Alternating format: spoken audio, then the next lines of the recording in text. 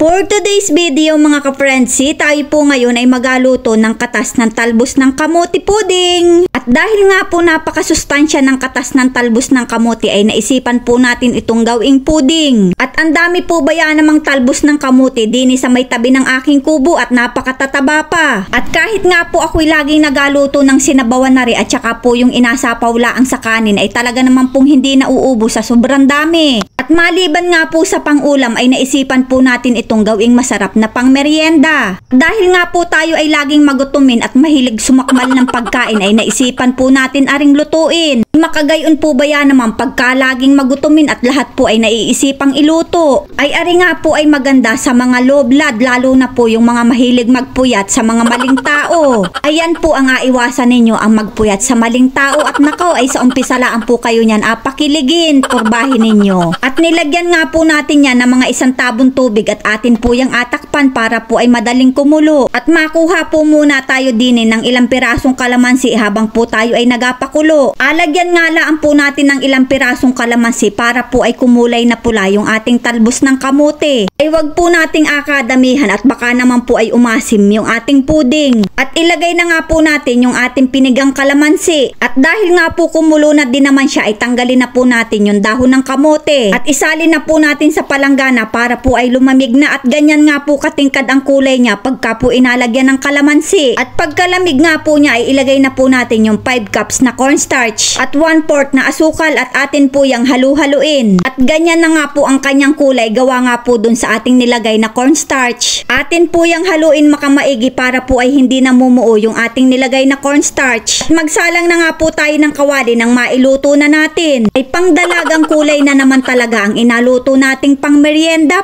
pink na pink. Ay gayon po talaga pagkadalaga din ang nagaluto. Halulaan po tayo ng halo hanggang sa po tayo ay mapagod ay hanggang sa maging ganyan na po ang kanyang itsura. At pag ganyan na nga po ang kanyang itsura ay atin na rin po yung ahunin at ilagay na po natin sa ating lagayan. At atin na pong iplat yan at atin po yung apalamigin. Ay parang nagawalaan din po man din tayo ng maha. At napakasustansya din po talaga ng ating ginawang pudding kaya po dyan yung mga mahilig magpuyat sa maling tao ay magawa na rin po kayo ng ganare. Ari po talaga ang makamagandang kainin pagka ikaw ay kulang sa dugo. At habang inapalamig po natin yung pudding ay magawa po tayo ng topping na sinangag na kinayog na nyog na nilagyan ng kaunting asukal. At dahil nga po malamig na yung ating pudding ay lagyan na po natin yan ng toppings. At damihan po natin ang lagay para po ay lalong sumarap yung ating pudding. At para po mas lalong sumarap ay lagyan din po natin ng dinurog na mani. At ayan na nga po ang ating katas ng talbos ng kamote pudding. Ay